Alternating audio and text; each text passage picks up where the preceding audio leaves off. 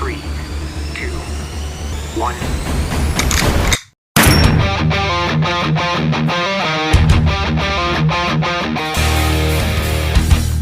Hello, friends. My name is Stevie Cade, and welcome to Film Trigger. All right. Let's have a serious talk here for a second, because I did my review for Top Gun, the original. I'd never seen it before. Maybe I did a long time ago, and I just don't remember it.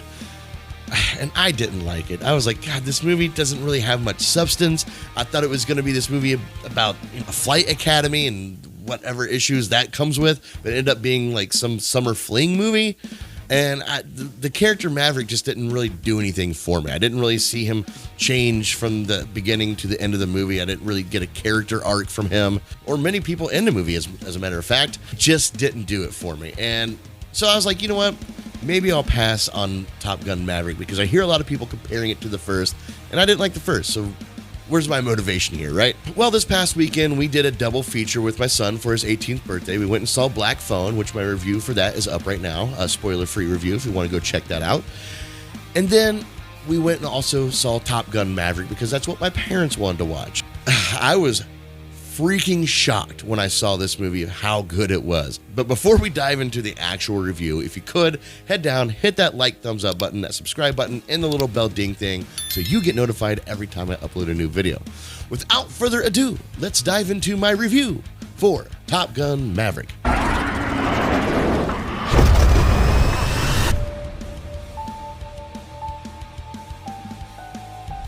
As I said, I did not want to see this movie. And to be honest, I was being a little shitty about it when we did go see this movie. From the opening credits, I was like, okay, here we go. All right, Danger Zone again. Yeah, just like the first movie. Real creative, guys. Good job. Way to remake the movie 30 years later. Whispering things to my son like, oh, yeah, I haven't seen that before. Yeah, I was being an asshole. I was being a hater of the movie. But I will tell you what, this movie shut me up real fast. And I'll even tell you when that happened. Let's dive into what I like about this movie. Number one, the Maverick setup. The way they introduce Maverick into this movie, and they kind of fill you in what's been going on the past 30 years. This ace of the academy, the best of the best. What's he been up to? Well, he's been pissing off people left and right because he doesn't quite know how to listen to orders or really follow the rules at all. And it's not even in a bad boy sort of way. It's just kind of like, dude, you're kind of being a douche sort of way. They don't paint him in a very respectable light. And there's a humbleness to that. And I respected that decision. They didn't try to glorify Maverick and make him out to be something he's not. They really honed into, so this is kind of your last chance, dude. Fix yourself or get out. Let me be perfectly blunt. You are not my first choice. Iceman. He seems to think that you have something left to offer the Navy. What that is, I can't imagine. He's not really liked or respected by his peers. It was a little jarring. I thought I was going to go into this and he was going to walk out with people carrying him on his shoulders saying, Maverick, Maverick, but it's quite the opposite. And they really set that up nicely right from the get-go, so you know that Maverick is not exactly what we thought he would be. This is an appropriate spot for him to be in right now. With all due respect, sir, I'm not a teacher. Just want to manage expectations. But Iceman comes and saves the day and gets Maverick one last chance gig. Not because he felt bad for him, but because he knew Maverick was the only guy that could handle this responsibility. And this responsibility falls into another aspect I like about this movie. It really paints the story of this movie. And that's because they have one common goal. They need to destroy this base camp of radiation or whatever, of weapons of nuclear destruction, if you will. But our military caught wind of it, and now they need to destroy it before they find out what the enemy is going to do with this. And this immediately sets up something that the last film did not have, and that was a purpose, a consequence, something you're leading up to. There's a true goal that we're trying to meet here, and as they try to meet this goal, there are a lot of other aspects that kind of bring in different emotions. I felt so many different emotions in this movie. Again, and I'm going to do this a lot, comparing it to the last movie, I didn't have that in the last film. This movie really rectified that. And through the story, we get to see Maverick growing. He actually gets a character arc, and it's done in a realistic way. It's not like, oh, all of a sudden he changes his ways. This is something that obviously has been on the back of his mind, and he's been running from for years, and that has to do with the death of Goose and the way that impacted his family, his kid, who is now also a fighter pilot. And there's many different aspects that go into that. The low-hanging fruit could have been, Rooster, who is Goose's son. Rooster's just mad at Maverick because he may or may not have been responsible for his father's death.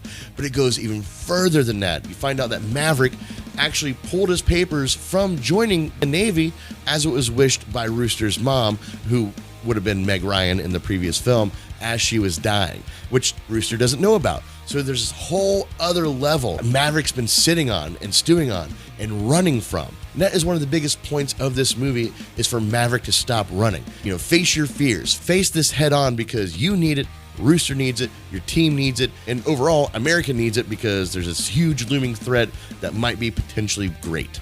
And this brings me to Maverick and Rooster's dynamic in this movie. It's a believable dynamic. As I said, there's not just one reason why Rooster doesn't like Maverick. There's multiple reasons. He feels like Maverick has this vendetta out for him.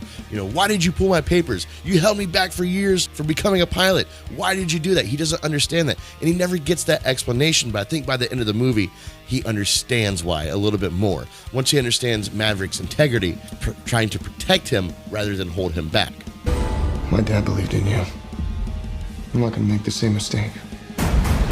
And like I said before, but I'm going to harp on it just a little bit more, the common goal themes, something to...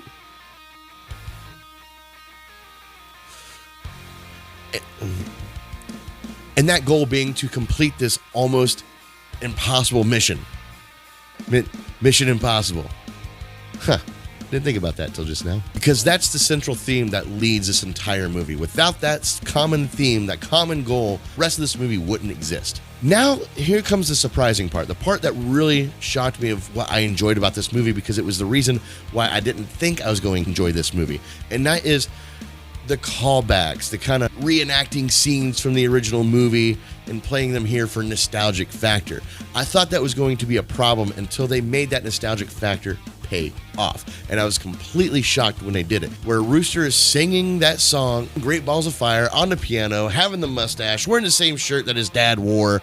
It's like a little too on the nose, right? Like, why are we recreating this scene? But then when you see Maverick's reaction outside of the bar, like, he keeps getting flashbacks of when him and Goose did that in the original movie. It made me realize that the reason why this kid is doing this in this movie is to pay homage to his father. That's like one of the last good memories he had with his father. It's psychologically driving him. It's what makes him happy to relive those moments. And Maverick sees this, and Maverick just feels riddled with guilt because of it. When that heaviness came, when they actually paid off why they played off that scene again, that's when I shut up. That's when I was like, okay, you know what? This movie's a little more thought out than I thought it would be. Another scene is when they do that, in the original movie, they do the volleyball guys, sweaty guys, sunset scene. Yeah, you're like, okay, they do it again. Nostalgia. Again, they play it off with reason, with a motive behind it. And that motive was Maverick reliving that moment with his crew because he had to build a team. He had to build these guys to work as a team. And so he took them away from their mission for a moment and let them have this camaraderie and have fun a little bit so they can trust each other. And he did it by reliving a moment that they did in the previous movie. It's the best way to add nostalgia along with new integrities and story-driven plot points. I love that they did that.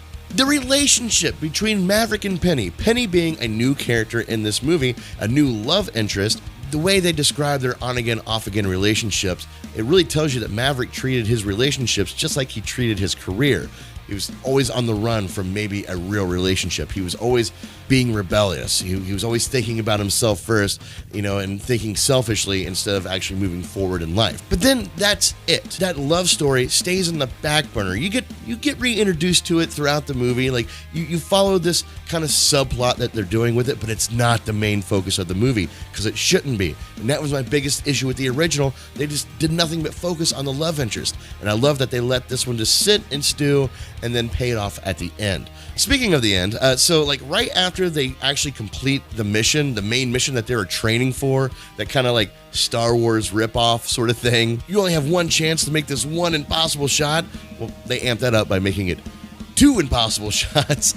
But either way, that didn't really take me out of the movie. I actually enjoyed the fact that I could compare it to Star Wars a little bit. It was like watching Star Wars if it were in a different universe and on Earth. Anyway, getting off topic here. So when I thought the movie ended and they completed their mission, then Maverick gets shot down.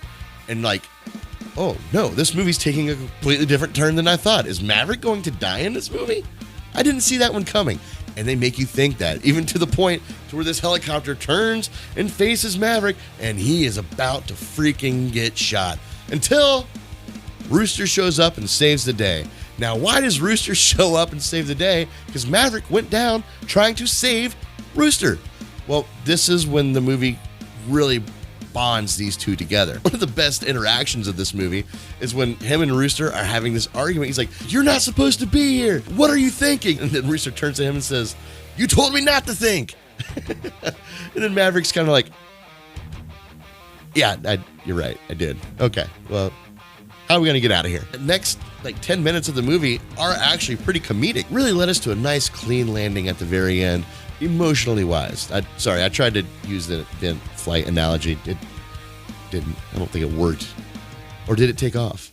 Moving right along with some things I'm on the fence about when it comes to this film. There's that moment in this movie where Maverick kind of gets fired or released from his position at Top Gun, but then he gets a position back by stealing this plane and then leading by example. He showed these kids how this mission could be completed, not only on time in the very small window of time that they had to complete it, but actually even shorter than that. He did it by leading by example. Now, the reason why I'm on the fence with this is because maybe he should have led with that.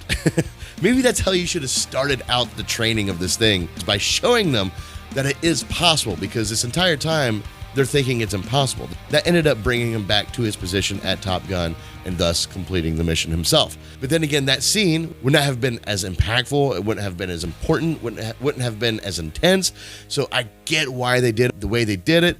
But from a team leading perspective, always do what you're asking them to do. Show them that it can be done. And then the rest is just them trying to meet that expectation or possibly succeed it. Now with some things that I don't like about this movie, and there's really only one thing I don't like, and then a couple petty points that I have, but it was the death of Iceman. Obviously, Val Kilmer has his real-life medical issues, and they really worked well around that. They incorporated that into the story. It made those scenes even more important for me to watch. But then they turn around and kill Iceman off, which is okay. That's fine. As long as it plays in the story, then that works. But the reason why they killed him off was to actually set up for Maverick to be fired. He's no longer under the protection of Iceman. I just thought it was a weak way to do that storyline. I think there could have been another way. They could have done it just honestly with dialogue saying, "Listen, I don't care what Iceman says. I'm here to protect my men," and then release him. I don't feel like Iceman dying was very well earned. I think it was kind of a cheap shot just to get an emotional reaction out of the audience. But besides that, I don't really have anything else I don't like about this movie, except I do have a couple of petty points. For those of you who don't know, my petty points are simply put points of the movie I'm not going to critique the movie over, just a couple things I noticed that bothered me a little bit. So the way Rooster and Maverick get out of the enemy area, when they both kind of crashed after the mission was successful, they end up stealing an enemy plane, which is, I thought, another fun adventure of the movie that really added to the relationship between Rooster and Maverick. And I have no problem with that part. The problem I do have a part with, as they're being chased by the enemy, there's one point where they say, well, let's lower the jet down closer to the ground level because all the terrain will throw off their targeting system. Okay, well, it worked. It threw off their targeting system, so it was hard for the enemy to really focus a shot on Maverick. But then, when the tables were turned, it didn't throw off Maverick and Rooster's targeting system, even though they were in an enemy plane, and it was actually a very old enemy plane. It's, again, this is why I have petty points, because I'm not going to critique the movie over, but it just seemed like an oversight from an otherwise pretty well thought out film. Overall, this movie more than exceeded my copy and paste expectations I had going into it. It was everything that I wanted the first movie to be. But then it also used the first movie as the emotional focal point. You can tell a lot of heart and a lot of passion went into the making of this film.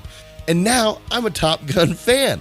I never thought I'd say it. You could have asked me 3 days ago. I would not have thought I would be saying these words right now, but I, Stevie Cade, am a Top Gun fan. But for all these reasons I just said, I'm giving this movie an A+. That was wonderful. Bravo! I loved that. Oh, it was great!